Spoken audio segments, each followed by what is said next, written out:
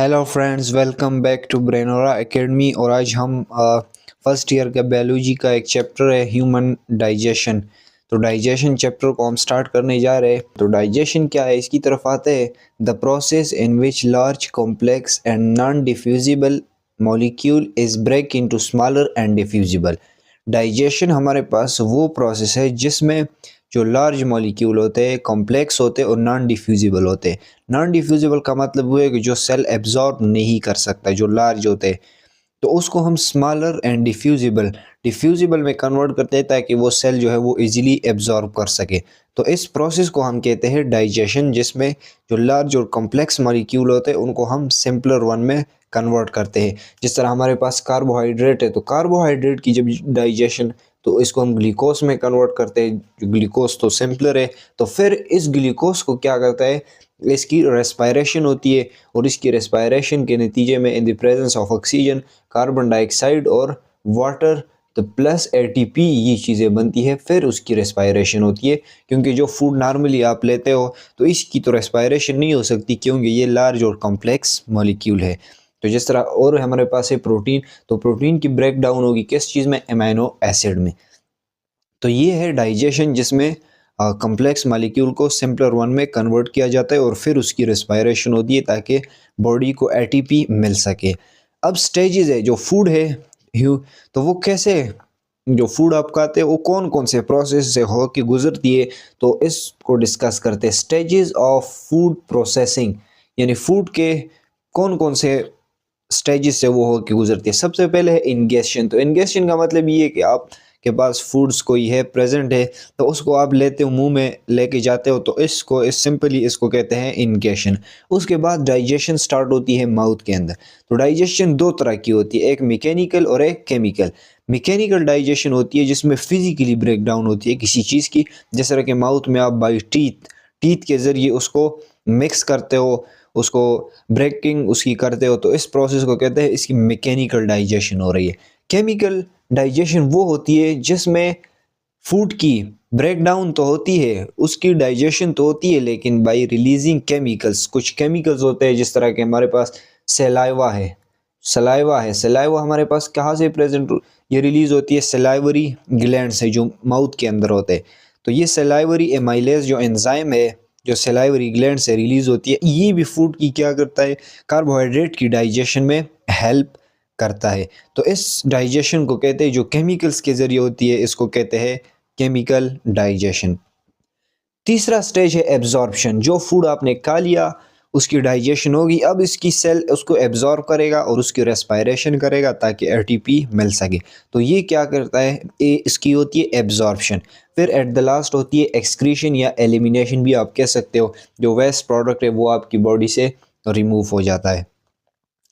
अब बात करते हैं कि ह्यूमन डाइजेस्टिव सिस्टम की, कि ह्यूमन के अंदर डाइजेशन कैसे होती है और कौन कौन से ऑर्गन जो है वो वहाँ पर इन्वॉल्व होते हैं।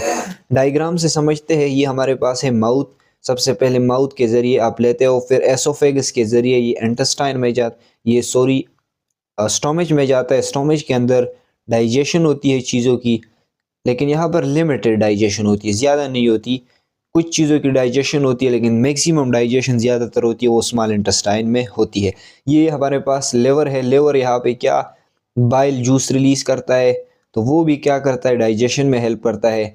पेनक्रियाज है, पेनक्रियाटिक जूस रिलीज़ करता है, वो भी डाइजेशन में हेल्प करता है। इसको हम अकेले सेपरेटली डिटेल से पढ़ेंगे। गॉल ब्लैडर है, इसकी भी डाइजेशन में रोल है।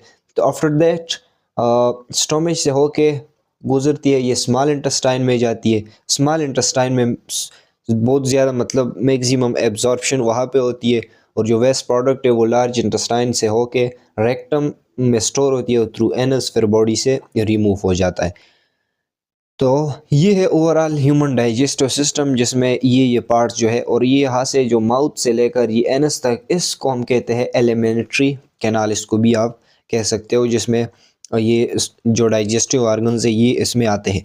अब बात करते हैं माउथ के। सबसे पहला, माउथ जो है ये फर्स्ट डाइजेस्टिव ऑर्गन है। आप जो फूड लेते हो तो सबसे पहले माउथ में जाता है ना।